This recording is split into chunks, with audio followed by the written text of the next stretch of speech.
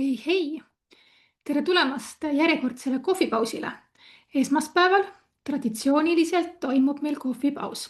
Võta see hetk, tee väike paus, haara kohvitass, teetass, mis iganes parasjagu sul laua peale endal valmis on pandud ning tee see väike paus ja tule minuga siia mõtisklema.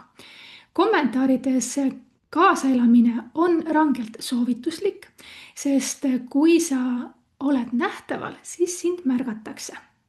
Mina olen Õnnela Seinamets ja see grupp, kus sina oled, on Eesti Virtuaalsed Assistendid Facebooki grupp. Ehk see grupp on loodud selleks, et siin saaksid kohtuda virtuaalsed assistendid või virtuaalteenust pakkuvad inimesed ning ka ettevõtjad, kes just sellist abi otsivad. Nii et olge siin grupis aktiivsed.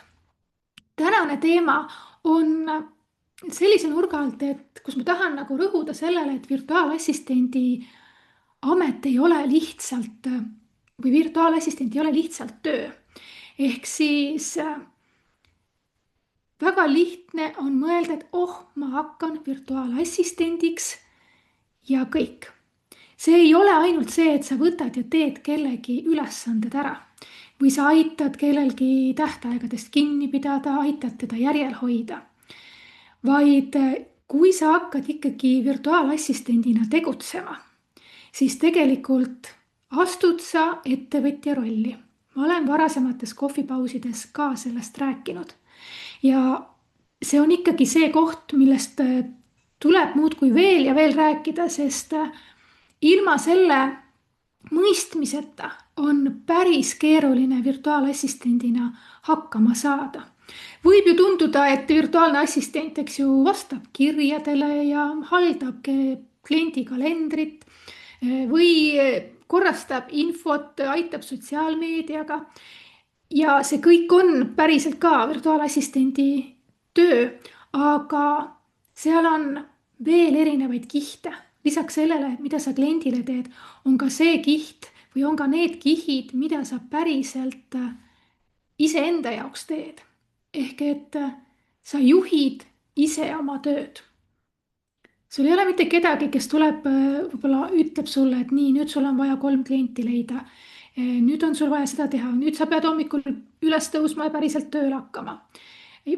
Sa valid ise need teenused, mida sa pakud. Keegi ei ütle, et võt see ja see on need teenused, mida sina pakud.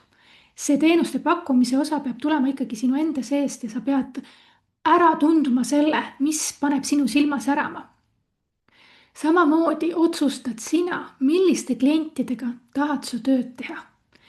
Ehk sul on enda jaoks vaja välja mõelda, kes on need kliendid. Kui sa võib-olla täna ei tea, kellega sa koostööd teha tahad, siis võib-olla sa tead kindlasti, millises valdkonnas sa võib-olla tööd teha ei taha, milliste klientidega sa tööd teha ei taha. Ja see juba natukene aitab. Aga see on jällegi see koht, kus sina ise pead selle töö endaga ära tegema. Aja planeerimine. Me teame seda ütlust, et kingsepp ikka käib ilma kingadeta. Ja ei saa ka see virtuaalteenuse pakkuja üle ega ümber sellest, et ta haldab ja hoiab korras kõik klientide asjad. Aga enda asjad kipuvad jääma tahaplaanile. See puudutab ka aja planeerimist, see puudutab ka tegevusi, mida siis planeerida. See puudutab ka piiride seadmist. Ehk järjekordselt sina ise pead selle vastutuse võtma. Sul on endal vaja need asjad selgeks teha. Ja ega see kõiki asju sa ei saagi kohe osata. Need tulevad aja käigus. Kui mina alustasin ettevõtjana, ma ikka praegu ka ütlen, et ma olen ikka suht lapse kingades. Ma ei tea mitte midagi. Aga see taipamine, kui sa saad aru sellest, et okei, aga kui mina ei tee, siis mitte midagi ei liigu.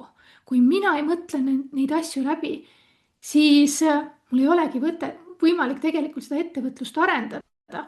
Ja mul ongi oluliselt lihtsam ja mugavam jääda siis palgatööle või siis teha seda lisatööna. Aga kui sa saad aru sellest, et sina ise pead motiveerima iseennast, toimetama, leidma kliente, tegema neid töid ära, olema vastutustundlik, suhtlema, siis juba on sul oluliselt lihtsam hakkama saada. Sa peadki ise mõtlema, ise küsima, ise uurima ja ise need järgmised sammud ära tegema, sest kui sina neid samme ei tee, siis nagu ma ütlesin, jäävad kõik asjad paigale. Ja seetõttu virtuaalassistendi töö ja ma arvan, et võib-olla üleüldse ka virtuaalteenuse pakkumine ei sobigi kõigile. Ja see ei tähenda seda, et sa ei ole hea, vaid nagu ma ütlen, seesama töö nõuab teatud mõtteviisi. Siin ei piisa sellest, et sa tahad kodus töötada ja lisaraha teenida. Ja mis iseenesest on ju täiesti loogilised põhjused alustamiseks. Ja päriselt tegutsemine eeldab ikkagi ka valmisolekut. Valmisolekut seda vastutust võtta, valmisolekut õppida, sest õppimine on siin oi kui oluline. Me ei jõua ära õppida kõiki asju korraga ja siis hakata tegutsema. Me jooksvalt kogu aeg täiendame iseennast. Ja see ongi seesama koht, kus sa hakkad juba vaikselt ettevõtjana mõtlema. Kui töötajad tõesti mõtlevad sellega, et mul on iga päev ette antud mingid ülesanded, ma teen lõigud ära, mul tuleb iga kuu palgapäeval palk arvele, siis ettevõtjana sa kahjuks ei saa ainult niimoodi mõelda. Ja ongi see, et lisaks nendele oskustele, mis sul ilmselt juba täna on ka eelnevast töökogemusest olemas, on vajadus ikkagi aru saada sellest, et kas ja miks ma tahan seda teha. Kas ma tahan seda teha ja kui ma tahan seda teha, siis miks sa tahad seda teha? Nagu ma varasemalt olen ka rääkinud, sa ei pea oskama kõiki programme, sa ei pea teadma täna, milliseid teenuseid pakkuma. Ja sa ei pea alguses isegi olema kindel, jah, ma tahan, vaid sa hakkad vaikselt proovima. Kui sa annad mingi lubaduse, siis sa teed need asjad ära. Kui sa ei oska, siis sa uurid välja. Kui sul jäävad mingid asjad ebaselgeks, siis sa julged küsida. Ja kui sul tekivad probleemid, takistused, mingid väljakutsed, siis sa lihtsalt ei kao ära. See võib tunduda, või need võivad tunduda sellised lihtsad asjad, et ma ju olengi selline, ma ju teengi seda. Aga kui päriselt jõuab selline olukord kätte, siis see näitab väga suurt osa sinu professionaalsusest, kui sa suudad kõiki neid asju ületada. Ja nähtavaks tulemine on ka üks oluline asi ja see on tohutult ebamugav asi. Ka nendel, kes seda võib-olla igapäevaselt teevad, on iga uus nähtavale tulek ikkagi natukene ebamugav. Ja vahe on selles, kas sa oled oma Instagramis nähtav või sa käid kusagil esinemas või sa lähed koolitama. Need on täiesti erinevate alustega nähtavused ja need on ebamugavad. Sest paljud ei taha iseendast rääkida. Me kardame seda, mida teised arvavad. Ja loomulikult ei saa üle ega ümber sellest, et me pole ju mitte kunagi piisavalt head. Aga kui sa ei tule nähtavale, kui sa ei räägi, mida sa teed, siis ei osata sind ka valida. Sa jäädki nähtamatuks. Ehk siis see on jälle üks asi, mida sa mõtle selle peale, kui sa alustad virtuaalassistendina või sa soovid virtuaalteenust pakkuma hakata. Kuidas sa lahendad selle nähtavuse koha? Ja see nähtavus muidugi ei tähenda seda, et seal peab kogu aeg olema mingi müügisõnum taga. Ei. Sa saad lihtsalt rääkida, mida sa oskad, kuidas sa saad aidata, mida sa parasjagu õpid. Ja seda just niimoodi oma sõnadega rääkides, siis see näitabki just täpselt seda sinu ehedust. Ja loomulikult sellest õppimisest ma juba ka rääkisingi, sest miks me ei saa niimoodi, et ma täna käin baaskursusel ära ja mul on ju õpitud, mul on kursus läbitud. Sellepärast, et tööriistad muutuvad. Täna AI tuleb nii jõudsalt igasuguste lahendustega peale, et kui sa neid ei oska, siis sa jääd lihtsalt konkurentsist välja. Kliendid on erinevad, iga kliendi vajadus on erinev, mis tähendab järjekordselt õppimist. Ülesanded on erinevad. ei pruugi olla niimoodi, et sa lähed lahendama justkui sarnast ülesannet ja see lahenduskäik on ühesugune.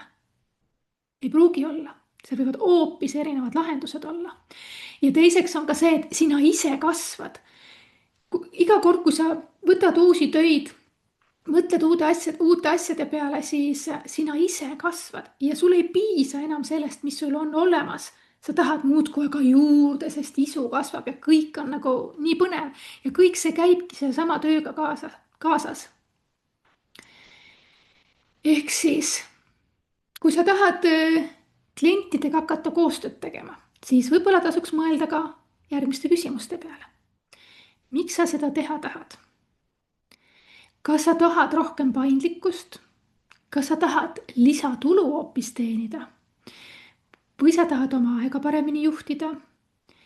Või ongi see koht, kus sa täna tahad proovida ja katsetada, mis sobib sinu eluga paremini, et sa tahad võib-olla välja sellest rütmist, et sa justkui käiksid kogu aeg tööl, et sul ei ole nagu aega enda pere jaoks.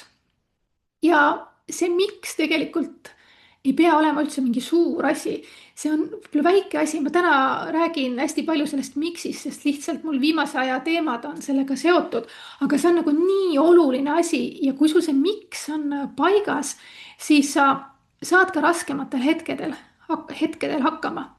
Ja siis, kui sul on ebakindlust, siis see miks tuleb ja aitab. Ja